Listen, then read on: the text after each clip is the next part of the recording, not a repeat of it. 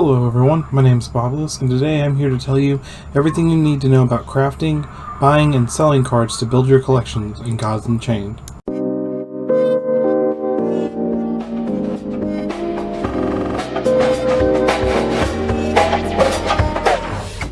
The first thing we're going to need to talk about is the Gauntlet of the Gods. It's the only way you can get Flex in order to forge your cards from plane to meteorite in order to put them on the marketplace and sell them. All you have to do is open up the Gauntlet, and you'll see after you've won your first game for the day, it'll unlock that god. Essentially, what it'll do after that is it'll unlock 2 additional gods. After you get a win of the day with one of those gods, it'll unlock the next god, and so on and so forth. You can accumulate up to 3 wins per god that count towards your Flux gain, and each accumulative win increases how much Flux you're going to obtain for that win. In some cases, you can get up to 1,000 Flux a day if you complete your full Gauntlet. That's not an easy feat, but it's definitely something to try and do during the week if you just want to kill some time and play some games. So if you go back to the main page here, you can go up and hit the Forge button. Immediately on the Forge button, you're going to have 3 different things. 1, it's going to tell you how many Gods tokens are currently in your wallet. 2, it's going to tell you how much Flex you have available. This is pretty much a healthy amount for right now until they come out with crafting higher quality cards. And then on the left here, you're going to see the different cards that you have available that are Forge eligible, meaning you have at least 2 copies of that card. Note that if you only got 2 copies of the card and you forge them together, you're only going to have 1 copy of the card, meaning you won't be able to play. What you need to do is look at the rarity of the card, and then go over to Token Trove, which I'll show you here in a second, and look at the value of the card before you craft it. The different rarities here are going to take different amounts of Gods token to craft. For instance, commons, they're pretty safe to craft if you can get a couple bucks for them, because they only cost you 0.1 of a Gods token. But when you get up to rare, they cost 0.3 here. So these blue rare cards, they would cost me 0.3. And if you click it, it'll show you all of those cards you have. So if I had more than 2, it would show more than 2 here. And that gives you an idea of how many of each card you have. Now, if you have Gods tokens in your wallet, what it would show you here is how many Gods tokens it would take to fuse this, and then how many fusings it would take to fuse this. So for this example, I'm not going to show you a rare. I'm going to show you what it would look like if you were trying to craft a common. If you look here, you can see to craft a common, you're going to need 20 Flux and 0.1 of a Gods token. Note, it doesn't use a full Gods token, it'll use percentages. So what I would do here is I would hit Start Fusing. And if I wanted to, I would fuse the card with Flux. And then it's going to prompt you. It's going to say, you're not done yet, you'll need to confirm your web wallet. So you hit continue, and it's going to redirect you.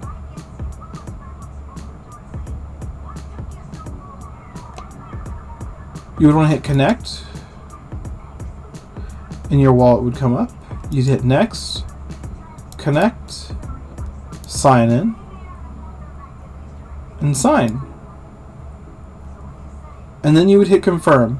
This screen is telling you how many Gods are being deducted from the wallet for this transaction.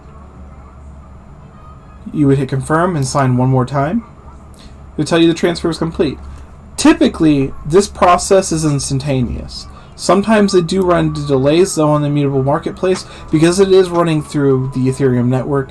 Sometimes things can get a little clunky for this game in moving cards back and forth in terms of the time, and that's something the developers have actively said that they are working to make sure that's minimalized. But if I go back to the game here, I'll see that those cards are no longer here. More importantly, I can look at my history, and it'll show in my history where I fused these cards, how much it cost, and what it became. The reason why I would fuse playing quality cards is because you need them to be at least a meteorite quality to be able to trade them on the marketplaces, such as Token Trove and Immutable X, which I'm going to go into here in just one second. So, we've got a common meteorite card, and we want to sell it.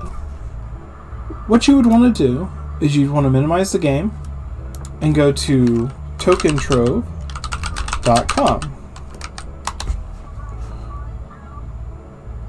Token Trove is my preference because it allows you to go to the settings chart here and change it to show the prices in USD. Now, if you're comfortable with decimals and Ethereum in general, you can ignore that setting, or you can trade on Immutable X just as efficiently. But for me, I prefer to use the Token Trove marketplace because I've been I kind of screwed myself over starting up and sold one of my most valuable cards in my first week's prizes, and it was a $25 card and I sold it for $2.50 just because I missed a decimal when dealing with Ethereum on the Immutable X marketplace. Not the marketplace's fault that I didn't understand what I was doing, but I would just hate to show you guys Immutable X first and have you commit the same mistake that I have, which stunts your growth as a free-to-play player. So, we're on the Token Trove marketplace. You've hit the setting thing if you want. You go over here to Unchained cards. And this is going to show you cards that were listed. You have a search box, so if you know what the card's name is, you can type it in. For instance, if I wanted to look up Palace, I could spell it correctly. It would pull all the cards with Palace in the name and all the rarities. If I wanted to look up Blight, which is what we just crafted as a Blight Bomb, I could see it's right here. If I wanted to see what I had just crafted and price it out from there, I'd hit My Account. And under My Account, we can already see right there's our card. Token Trove is where I recommend you going to see what the value is of a card before you craft it. Because there's a massive difference between using your God's token to craft a card like Warmonger Smith, which at the time of making this video is crazy from the core set and is currently trading at $37.54, and trying to craft something small like, what is the card from a core set that's trading really small? Oh, like a Veil Warden. The Veil Warden right here is trading at $8. This would still be worth you crafting as a free-to-play player, but if you had to choose with limited resources, you would want to craft the $30-something card if you're not using it in your deck and get it on the marketplace so that you can free up that money into your account to buy other cards. So let's say I wanted to sell this Blight Bomb. I would open it up, and if I needed to move it really quickly, I could just hit list and list it at the lowest price. It would automatically do the calculation, and as we see, it's showing me in the US dollar price instead of making me do the conversion from Ethereum myself. It's letting me price it at the lowest price so that the first one someone will see, unless someone undercuts me, will be my card. Now on the screen I do want to show that the number on the left, if it's a card that you own, is how many copies of that card you own. If you look on the right of this number, that's how many copies are currently on the marketplace. So for this card, there's only 4,254 on the marketplace. Which for a common card, that's pretty low. As opposed to maybe this Divine Order card, Amazon Spellcatcher, where I own 2 of them, but there's almost 46,000 on the marketplace. You can pretty much see how the amount of a card being available is going to affect the price of the card. But let's say I wanted to buy a card. So I've got I have the Ethereum in my wallet from having sold another card, and I wanted to go over here to God's Unchained cards, and let's say I wanted to buy this Bladefly. I go in here, select how many I want to buy. Note that if the number I want to buy is going to surpass what's available at the cheapest price, it'll take from the next one for that 5th copy. So for instance, I wanted to buy one of these. All I would have to do is hit buy. It would pop up with a similar screen as when I was accepting the Forge and ask me to sign. I would sign it and it would be a done deal. The card would be added to my collection. Now if you don't have enough Ethereum, you'll get a message like I just did where it says you don't have enough Ethereum in your wallet. It's not going to let you buy something you don't have the money to buy. But let's say we wanted to buy something with God's tokens. Token Trove currently does not allow you to buy things and sell things for God's tokens. However, thanks to the developers, Immutable X does. And you can reach Immutable X easily by going back into the game, hitting the Arena tab, hitting Market, and hitting the Buy and Sell page. Here you're going to see a very similar listing to what Token Trove had, except they're not going to be listed in US dollars. They're going to be listed in their Ethereum prices, God's token, their Tether, different values which you can change and sort by. Typically, I search by Gods or Ethereum, just for the simple fact of Token Trove does everything in Ethereum anyways, and Gods tokens are unique to the Immutable X marketplace in the aspect I can only buy and sell using that. So, if I wanted to go and buy a Blight Bomb, I could go and buy one right now for 0.4 Gods token. It would deduct it from my wallet when I go to buy it, or after I hit the buy button, it would deduct it from my wallet and add the card to my collection. Now, what I do encourage you to do is do a little bit of legwork between Immutable X and the Token Trove marketplace and see what your conversion of your Gods token ends up being. For instance, a card called Lysander's Spear is trading around 12 Gods tokens. But if I go back over to Token Trove and I look up Lysander's Spear, I can see that I could currently sell one for around $46. That means the ratio of token to dollar I'm getting is in a roundabouts just under a 4 to 1. So $4 to 1 token. In some cases, you're going to find cards that are listed and you're going to get higher on a ratio. So if your end goal is just to convert your Gods tokens to Ethereum, you can still accomplish that. You just need to do a little bit of legwork to maximize your value. Now, if you just need a card, for instance, let's say this Lysander's Spear is all I needed to complete my deck. All I have to do is, if I've got the Gods token to buy it, is go in here, find the one at the price I felt comfortable paying, and hit the Buy Now button. And it would, just like in Token Trove, add it to my collection. When I said earlier you're not locked into a deck that you're picking right now off GooDecks, I said it with the idea that essentially your cards are going to be able to be interchangeable. I've swapped decks about 3 times since I started playing a month ago, and my collection has only gained value. Sure, I might have lost $2 or $3, here or there, selling a deck 24 hours after I bought it. But in the grand scheme of things, the cards typically appreciate. And you'll notice that the card values of your entire collection are going to fluctuate alongside Ethereum. So if Ethereum is up for the day, the value of your cards are typically overall going to be up. They're not going to be massively up unless Ethereum is just gone through a rip. But they're also going to go down for the same fact. So sometimes it makes a lot of sense if you're about to buy a deck and you've got a couple days, maybe wait to see if Ethereum tanks out. That way, you're not going to overpay for what you're getting, or you can get a min-max value out of your cards.